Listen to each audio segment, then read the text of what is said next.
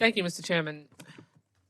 I rise in strong support of the amendment offered by my friend, Mr. Levin, and I saved my very strong feelings about the abuse of our prerogative here as appropriators for this amendment's debate.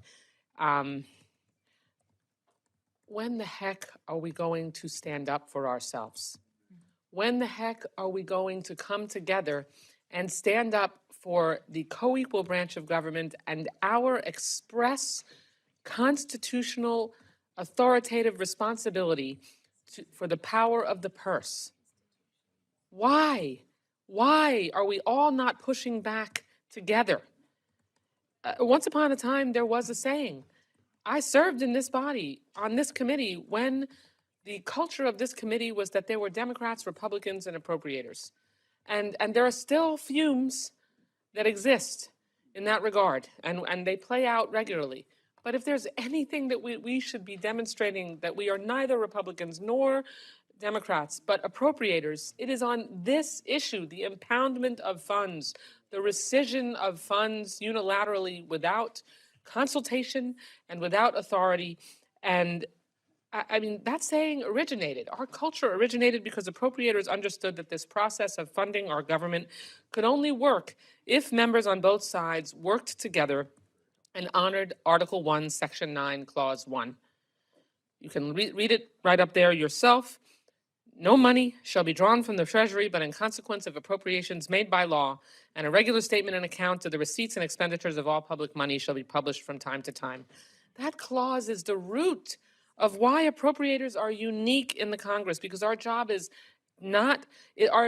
essential, not just to the functioning of our government, but also to our democracy. Congress is the check on the executive's ability to spend money. For decades, that process has been a bipartisan one, so that no one administration at one time, no matter what party leads it, can abuse their temporary position for their own gain. In 1974, Congress reasserted our role in controlling the purse, both in terms of the money that could be spent, but also ensuring that the money we appropriate is used how Congress intended. So Mr. Levin's amendment makes total sense. In fact, I would have probably gone farther and taken another step and said that no money can be spent on any presidential or vice presidential travel until the Trump administration comes into compliance with the Impoundment Control Act of 1974. Because why should Americans foot the bill for J.D. Vance's birthday kayaking trip when the American people are struggling to make ends meet? And this White House continues to hold up funding and freeze programs appropriated by Congress that serve and protect American families. I mean, why did each of us want to be on this committee? The most powerful, at least once, the most powerful committee of any.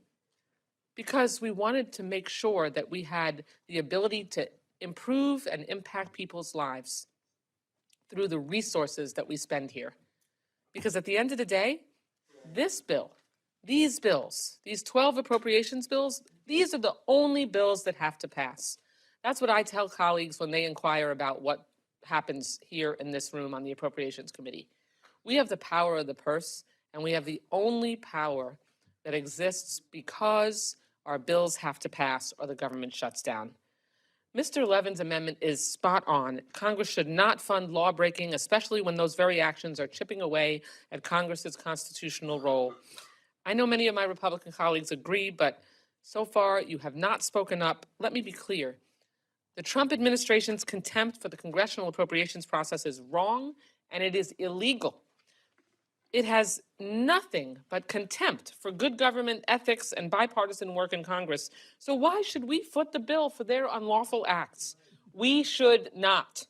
And I urge all of my colleagues to vote yes for common sense and good governance, and to stand up for our constitutional authority that you all know is being trampled upon by this administration. I yield back the balance of my time.